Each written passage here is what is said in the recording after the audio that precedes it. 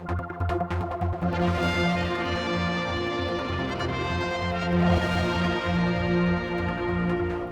you disappointed that the Isle of Man has been grouped with all the Crown dependencies and overseas territories, and do you feel that there is sufficient acknowledgement of what's already been done?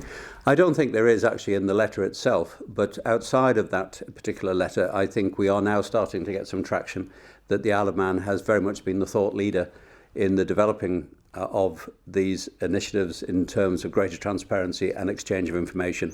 We have been very active in the international community, and the decision of the Isle of Man to go ahead of other small jurisdictions a few months ago, I think is fully justified now, and our position completely vindicated, because all other countries now have to fall in line with what the Isle of Man has already done.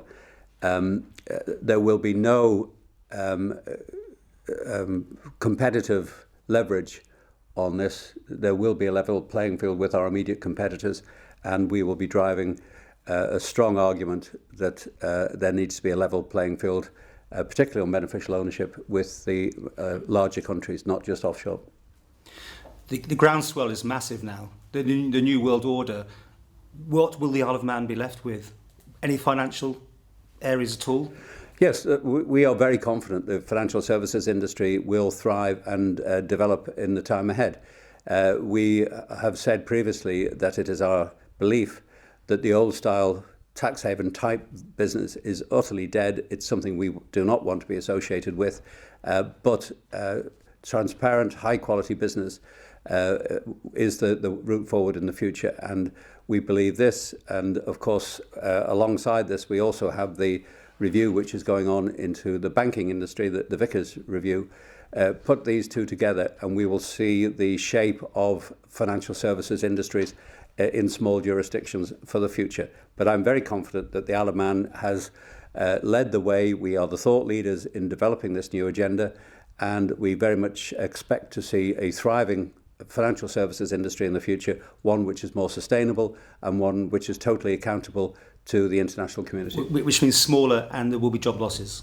Not necessarily. Not necessarily. There is a long way to go on this agenda yet, and not all jurisdictions may survive the rigour of the new requirements which are going to be put on them by the international community. We have to recognise that, and the Isle of Man has to be nimble enough and alert enough to be able to capitalise on new opportunities as they evolve in the time ahead. What sort of timescales are on this? Because I know David Cameron said everyone had to get their house in order and to reach that level playing field. Are there time frames on it? No, the immediate time frame is the date of the G8 meeting, which is the middle of June. But I do believe this is only to take us to an agreement in principle amongst all jurisdictions. There is a lot of work which will need to be done following that.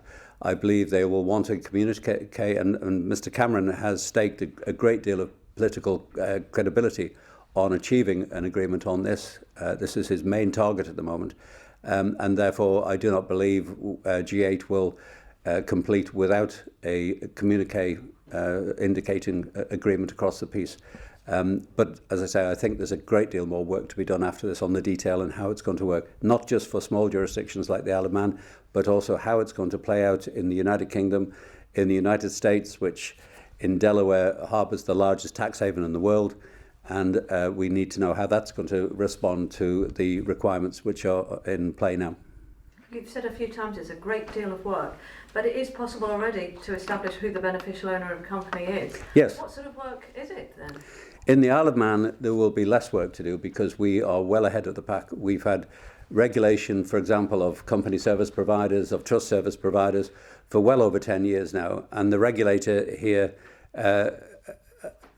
supervises the collection of the beneficial owner of all these entities, so that should there be any inquiries at all relating to tax matters or indeed criminal matters, the regulator has access to that beneficial owner.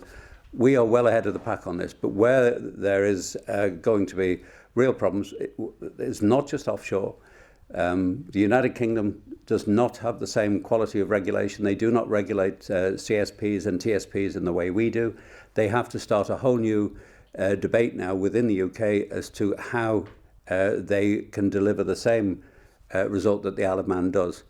On a smaller scale, you have things like places like the BVI, British Virgin Islands. They have, I think, over 700,000 companies that they now have to know or find out what the beneficial ownership of of those companies might be. That is a massive amount of work for a small jurisdiction to do. So every jurisdiction, large or small, will have a certain amount of work to do to comply with what appears to be the evolving agenda now of G8. So, as I say, the best we can do is to agree in principle up to the G8 meeting itself, but then the detailed work starts after that, and it will be huge for some countries. And as I say, it may well be that some countries either will not be able to develop the administration to carry out some of this work, or indeed will need substantial financial support from the larger countries to enable them to put such an administration together. So beneficial ownership, the sort of new fronts then in these moves against the offshore. Yeah, well, it's not just against offshore. I think this is evolving out of the very vocal agenda which has developed over the last 12 months about tax fairness, where companies are taxed, and who is the beneficiary of the profits these companies make. So it is an evolving issue, but it's one that's been growing for a number of, certainly the last 12 months. And yes, in some respects it's a new front, but it's one we've seen coming and one we've expected for quite some time. Okay. How easy is it for the ordinary person on the street to find out who is the beneficial owner of a company? And I've been in high-profile criminal trials where they were telling the jury that it was incredibly difficult to work out exactly who owned companies. Yes, even with the regime that we have, it's not structured in a way for anyone to walk in off the street simply to find out who owns what. But the regulator has to know the beneficial owner, and in the cases which cause concern, such as tax avoidance and evasion and criminal matters, this information can be made available very quickly. Back to Delaware. Are you telling Mr. Cameron to tell Mr. Obama that he's got to sort out his own tax areas how strong are you going to be with these people? We will be as strong as we are able to be. It is most important that, and we fully support the initiative of G8. We fully understand where it's coming from. It is only right in these times of austerity that those people who genuinely have a tax liability should be expected to pay it. But equally, we have to ensure that there needs to be, if it's going to work, it needs to be a global system that they bring into play. And that means places like Delaware, which is notoriously secretive and certainly far more opaque than any offshore jurisdiction. They need to have their books opened, and they need to stand aside alongside the rest of the international community to identify the beneficial owner of those entities. So you're basically saying if they don't sort it out, then we don't have to either? Is that what you're basically saying? Well, the aim, I understand, of G8 is to provide a global standard. And if a global standard is to mean anything, it has to encompass all countries, large or small. It is quite wrong simply to focus attention on small countries like the Isle of Man, which has been very, very active in improving and leading the way, in fact, on transparency and cooperation on these matters. It's quite wrong to expect the small jurisdiction to continue to bear the burden when the City of London, Delaware and other jurisdictions around the world fail to meet the mark that we are setting. How are we going to be represented at G8? Is that through... We won't, as a jurisdiction, be at G8. Obviously, it's only for these 8 sovereign countries. But clearly, we will be kept very much up to speed with the agenda as it develops. Are we sending a civil servant? No, we won't have anyone there, but we will learn very quickly how things develop.